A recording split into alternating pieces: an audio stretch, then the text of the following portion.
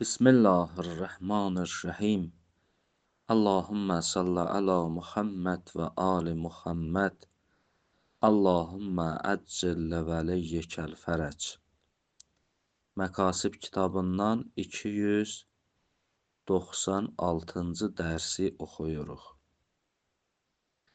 Bildiyiniz kimi bir müddətdir ki, biz nücum elmindən bəhs edirik.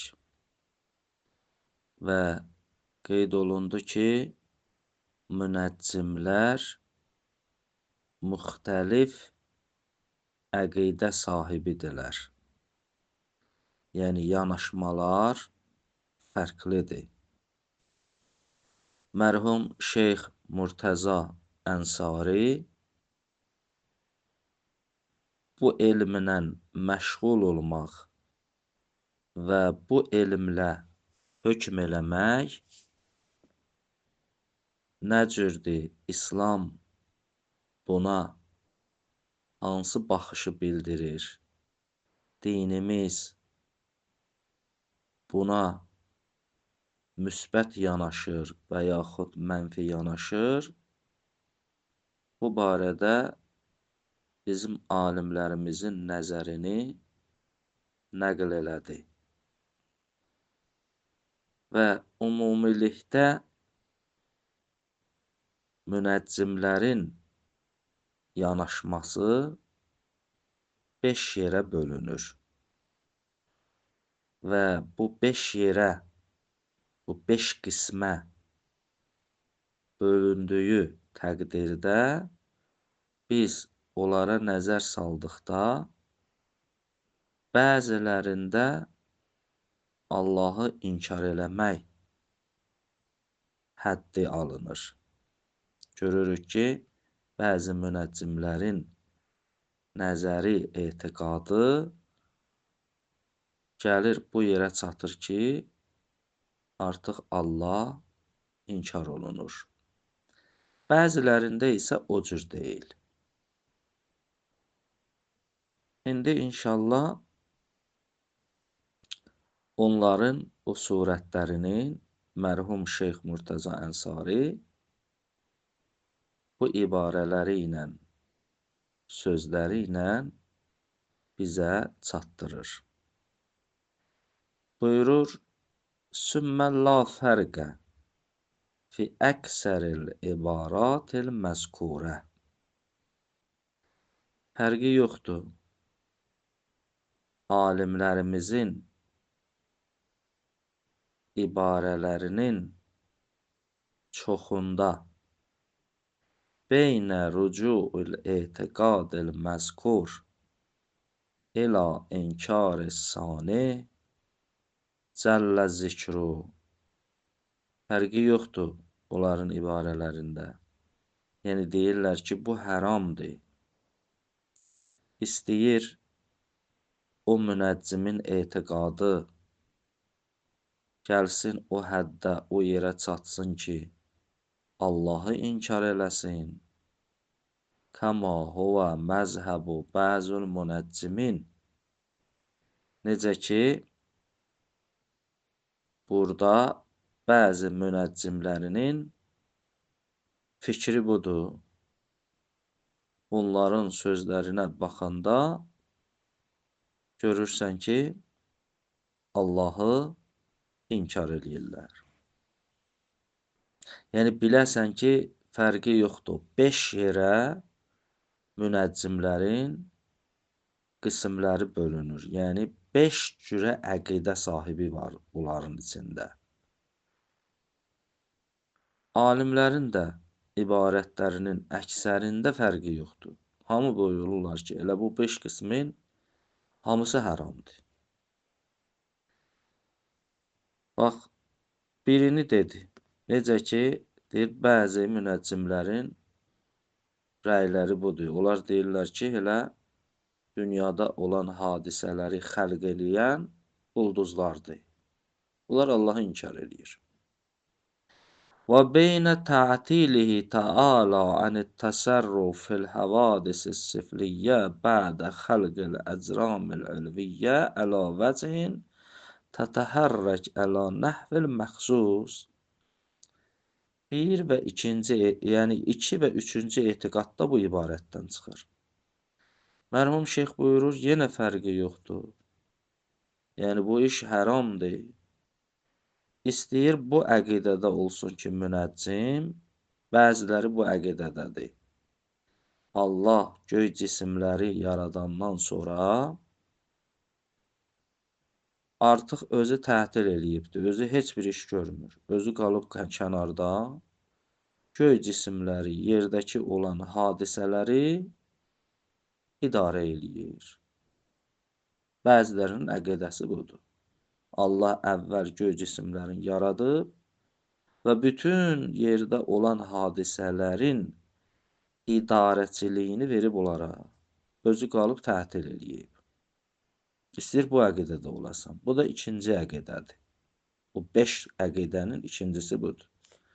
O beynə tə'tilihi ta'ala anit təsərruf, yəni Allah tətil edib təsərrufdan istifadədən fil havadis-i sifliyyə, yəni yerdə olan hadisələrdən bədə xəlqil əcramil ülviyyə, o göydəki ulduzları, göydəki cisimləri yaradandan sonra əlavəcihin elə formada ki, tətəhərrək əla nəhvil məxsus. Onlar xüsusi bir yolla hərəkət edirlər. Sevaun qilə bi qidəmiha. İndi fərqi yoxdur burada. Bəziləri deyirlər ki, həmən o göy cisimləri qədimdir. Qədim də iki cürədir. Bir burada deyir ki, qədim, yəni zatən qədimdilər. Bir dəfə zaman baxımından qədimdilər. Burada zatən söhbətdən getmir. Burada bəlkə etiqadları budur ki, zaman baxımından qədimdilər. Deyirlər ki, əcsam, yəni göy cisimləri zaman baxımından qədimdilər. Ona görə şeyx buyurur, Sevaun qilə bi qidəmiha kəma məzhəbi bəzu axərin. Fərqi yoxdur, istəyir desinlər ki, o göy cisimləri zaman baxımından qədimdilər. Necə ki, bəzi münəccimlərin fikri budur. Əm qilə bi hudusiha. Ya digər bir hissəsi deyirlər ki, yox. Göy cisimləri hadisdir. Yəni qədim deyirlər. Burada qədim deyənlər oldu bir əqidə. Hadis deyənlər də oldu başqa bir əqidə. Bəs bu oldu 3 dənə əqidə. Bir yuxarıda dedi ki, onların fikirləri qayıdır Allahın inkarına, bu bir.